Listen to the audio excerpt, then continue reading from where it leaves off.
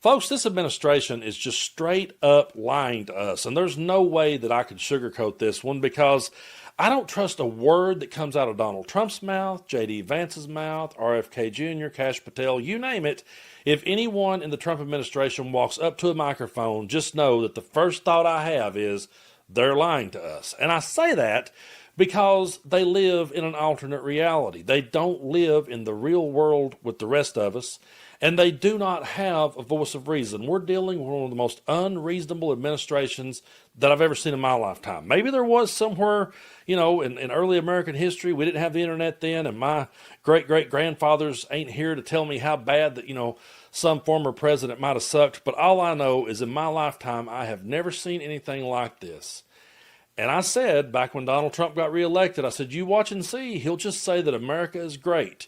And what's so funny about this is he goes back and forth from that. 1 minute, everything's great, everything's fixed, everything's fine. The next minute, the country's going to hell. And him and J.D. Vance cannot be able to get on the same page here when Trump's talking about our economy. Here's Trump in his alternate reality.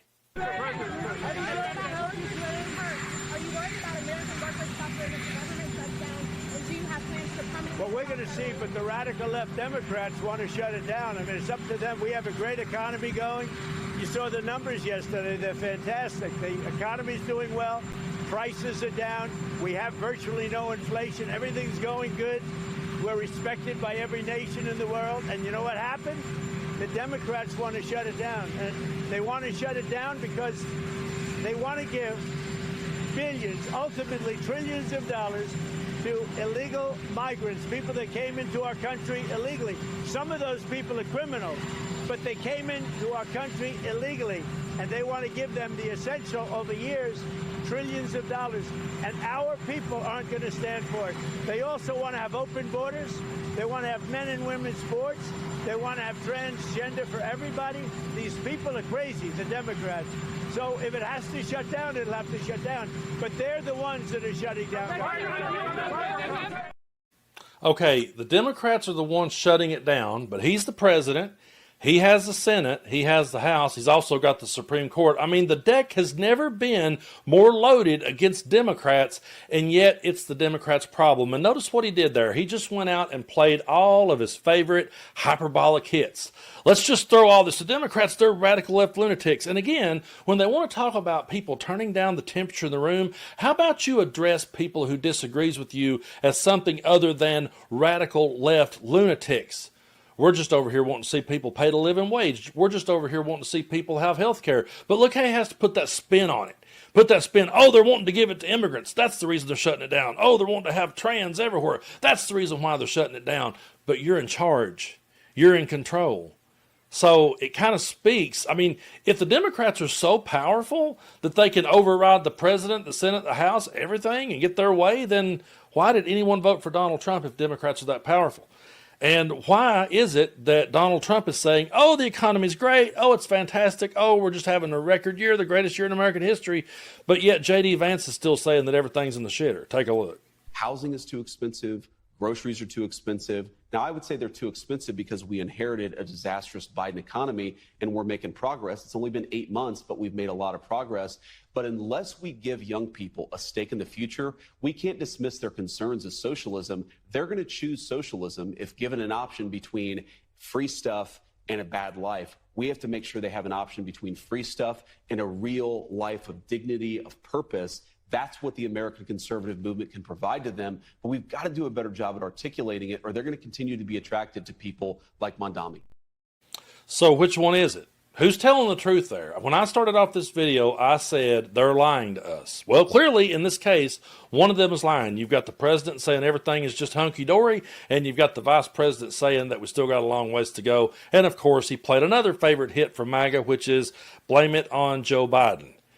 But I just want to remind everybody that Donald Trump said you would see low prices, you would see falling prices on day one. He also promised to end the war in Ukraine as president-elect. Then he said he would do it on day one. None of those things have happened. None of the promises that Donald Trump gave his followers has happened other than when he said he was going to go after the enemy from within and the radical left lunatics and anyone that disagreed with him. That's the only promises that he's kept. And those promises don't pay the bills. And I'm going to keep saying that. I'm going to keep pointing that out Because J.D. Vance is like, hey, they're not going to pay attention to us. They're going to look elsewhere. Yeah, J.D., you know, you're actually right about that one. They are going to look elsewhere when they realize just how full of shit that you are.